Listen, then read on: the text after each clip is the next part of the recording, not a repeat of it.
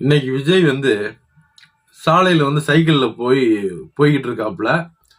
பின்னாடி எல்லாரும் ஒடியாராங்க. ஏன்னா இவர் பெரிய பண்ணையார் இல்ல, பருப்பு. கோவம் வருது. உனக்கு வண்டி இருக்கு, வண்டி மேல ஏறி போக வேண்டிய சைக்கிள்ல ஏன் போற? இல்ல எல்லா வண்டியும் நிறுத்திட்டு நீ மெதுவா சைக்கிள்ல போ. பின்னாடி கார் வருது, முன்னாடி சைக்கிள்ல போற, உனக்கு பின்னாடி வந்து எல்லாரும் ஒடியாராங்க. நீ வந்தாலே காருக்கு பின்னாடி எல்லாரும் ஒடியாருவான். நீ சைக்கிள்ல போனா என்ன பண்ணுவான்? உனக்கு தைரியம் இருக்கணும் முதல்ல.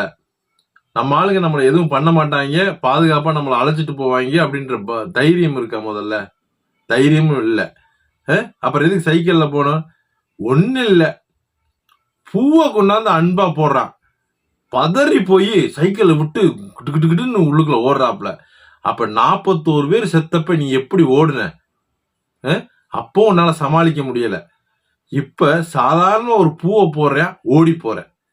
அப்ப நீங்க வந்து கோழைங்க பின்னாடி போகாதீங்கப்பா தயவு செய்து. விஜய் ரசிகர்களே, இதுல வந்து 4 கருத்தை கூட போடுவீங்க, அது இதுன்னு, அது பிரச்சனை இல்லை.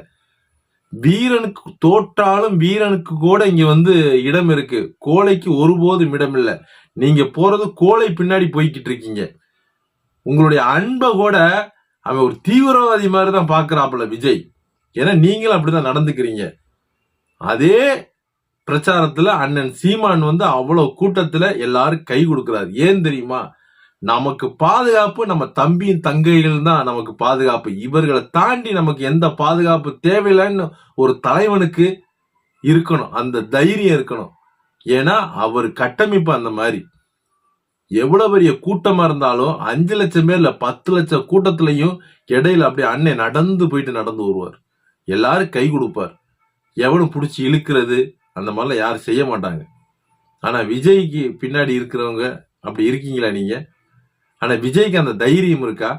இல்ல தன்னுடைய ரசிகர்களை இல்ல கட்சி தொண்டர்களை அந்த மாதிரி வழி நடத்துறாரா? இல்ல.